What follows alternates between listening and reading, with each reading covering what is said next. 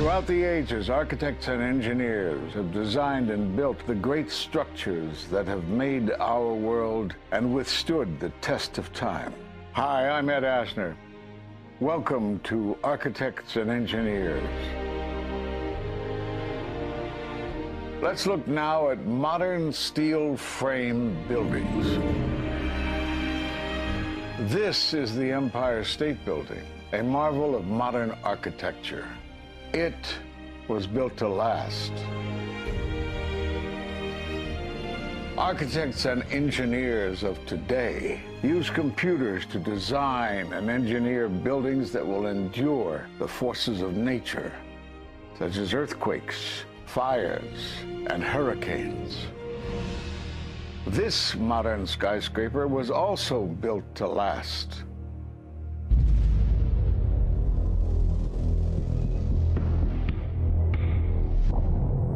We've seen buildings completely destroyed like this before, but only when done intentionally. Danny Jowenko is the expert on this in Europe. What did he say? Dit is controlled demolition. Zeker weten. Zeker weten. Er is nagesprongen. Dit is in opdracht gebeurd. Dit heeft een team gedaan van experts. Let's compare. Explosives are used to demolish buildings like this in just seconds. Okay, so it's a controlled demolition. What's the problem with that? Well, it happened on the afternoon of 9/11 at the World Trade Center. Let's just think about this. Controlled demolitions cannot be engineered and rigged in a day. It takes months. And therefore, this event must have been planned in advance. You hear that? Keep your eye on that building. It'll be coming down. The building is about to blow up. Move it back. We are walking back. There's a building about to blow up.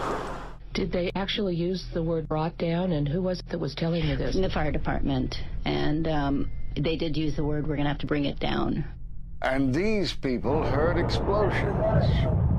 We heard this sound that sounded like a clap of thunder. It looked like there was a shock wave ripping through the building, and the windows all busted out. About a second later, the bottom floor caves out. The building followed after that. He takes his hand off, and you hear 3, 2, 1, and it was boom, boom, boom, boom, boom. And these reporters recognized it as a controlled demolition. And I turned in time to see what looked like a skyscraper implosion. Looked like it had been done by a demolition crew. The whole thing just collapsing down on itself. For the third time today, it's reminiscent of those pictures we've all seen too much on television before, when a building was deliberately destroyed by well-placed dynamite to knock it down. It was almost as if it were a planned implosion. It just pancaked. So what's the problem if this was a planned demolition? Well, we are told by government agencies that this building came down as a result of normal office fires. The National Institute of Standards and Technology produced their final report in 2008. World Trade Center 7 collapsed because of fires fueled by office furnishings. It did not collapse from explosives or from fuel oil fires. Well, what do you think brought down the building? And what caught my eye is more than 1,300 architects and engineers examine the evidence about Building 7's collapse and disagree with the official report issued by the National Institute of Standards and Technology. I certainly am much more open-minded about it than I was, and it is because of the involvement of the 9/11 families and all these engineers and architects. You are about to hear from architect of 23 years, Richard Gage, AIA, member of the American Institute of Architects and founder of Architects and Engineers for 9/11 Truth.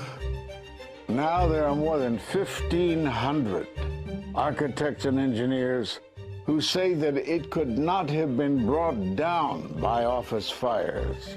They are backed by 9/11 family members who are calling for an independent, unbiased investigation.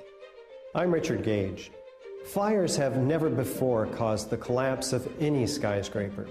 even though there are numerous examples of much hotter, larger, and longer-lasting fires in these buildings. And in the case of Building 7, the fire that NIST said started the collapse had actually burned out over an hour before. It could not have caused the collapse, as NIST claims. Yet this 47-story, modern steel-frame skyscraper, which was not hit by an airplane, collapses mostly into its own footprint like a house of cards, as fast as a bowling ball falling off the side of the building, in just under 7 seconds. Listen to the experts. Building number 7 descended in free fall for the first 100 feet, which means that there was absolutely no resistance to the descent whatsoever. NIST has admitted it went into free fall for 8 stories. And going from motionless to free fall instantly, that's a bothersome part of the puzzle because NIST never explained it. We've got a building that came down in its own footprint, so all of the columns really needed to be severed at the same time in order for that structure to fall the way that we saw. The symmetry is the smoking gun. The whole building completely comes down in one continuous motion. There couldn't have been any structural resistance. According to NIST, the failure occurred at column 79 on level 12. They're talking about a single columnar collapse or failure that resulted in a total collapse of the building.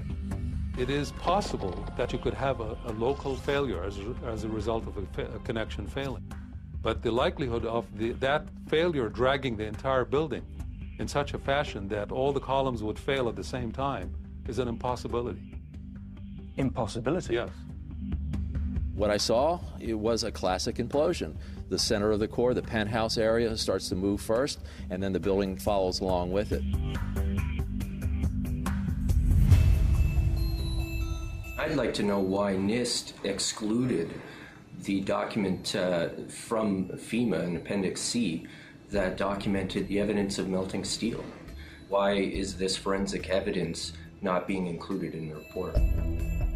In an office fire, you cannot generate enough heat to melt steel.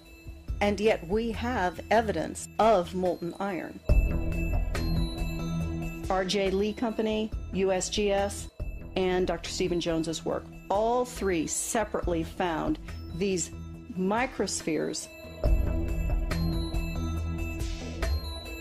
In the dust, we found what we characterize as unreacted thermitic material in the shape of some very tiny red-gray chips, which have different properties, and in the reaction they produce molten iron, which is the prime indication of a thermitic reaction. And such a reaction can be used to destroy steel structures.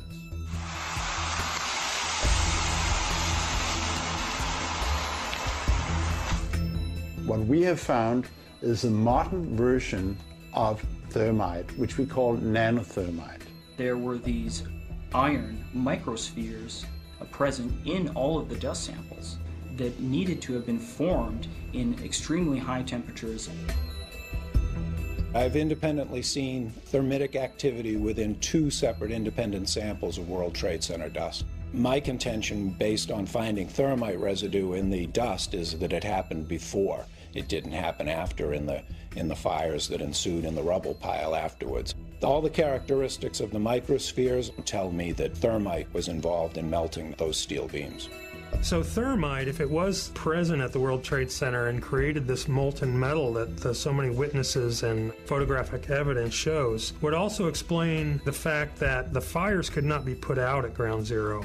The only thing that is consistent with all of the evidence that we have that could cause such a thing is the use of thermite to cut through the steel. You'd get down below and you'd see molten steel running down the channel rails. Like you're in a foundry. Yeah. Like lava. Like it was lava. From a volcano. Well, the manual gets into thermite, and if it says if you have melted steel or concrete, which we had on 9/11. We should test for it. It's this fused element of steel, molten steel and concrete and all of these things all fused by the heat into one single element. We're asking for an investigation that follows national standards. There's no excuse to not test for this. If terrorists used explosives in '93, why didn't we test for them? If all these witnesses heard explosions, why aren't we testing for them? NIST concedes that they found no evidence for explosives. So then we asked them, well, did you look? And they said, no, we did not look for explosives or residues of explosives. So the preconceived notion of NIST is that there's no evidence for explosives, and so there's no point in looking.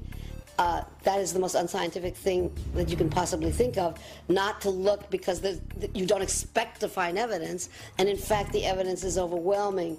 They state these conclusions for which there's virtually no evidence, and then they ignore conclusions that can be drawn from the evidence. The Freedom of Information Act request to NIST was denied with the claim that releasing this data might jeopardize public safety. How could it possibly jeopardize public safety? The destruction of evidence was a criminal act in itself. It was already being carted away and destroyed when the FEMA investigators got there about a month after September 11th. You can't do science when you are deprived of the evidence and when your hypothesis is the least valid instead of the most likely. When the most likely hypothesis in the case of Building 7 wasn't even mentioned.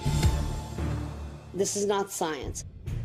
The scientific forensic evidence, ignored by NIST, but carefully reviewed by teams of technical professionals, corroborates the hypothesis of explosive controlled demolition. We've traveled to 21 foreign countries and 32 American cities, bringing this evidence to the attention of the public.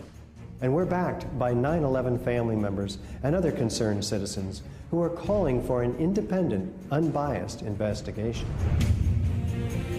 I'm a family member trying to find out the answers to the murder of 3,000 plus people. The bottom line is that it needs to be investigated properly. Please look at architects and engineers. People all around the world, scientists all around the world are questioning this. And there's some deep, deep explaining to do. It took some kind of consciousness raising on my part before I was willing to look at the possibilities. And really, you need to go where the evidence leads. As an engineer, and I have 3 degrees in engineering, I signed that petition for architects and engineers for 9/11 Truth some time ago because the American people absolutely need the truth of 9/11. Look at the evidence. In fact, I'll say this very categorically. Any reasonable person who looks at the evidence that's been brought forward has got to come away with the feeling that something has to be done, a real investigation has to be put forward. We will never heal. This country will never, ever, ever forget that day. We have to demand a new investigation. I want justice here. The country owns this. We were all victims. You all should want answers. It's not just ours, not just mine. We all lost something that day. It's distressing for everyone to come to terms with this evidence, but we must pursue the truth wherever it leads. Look at the evidence and decide for yourself.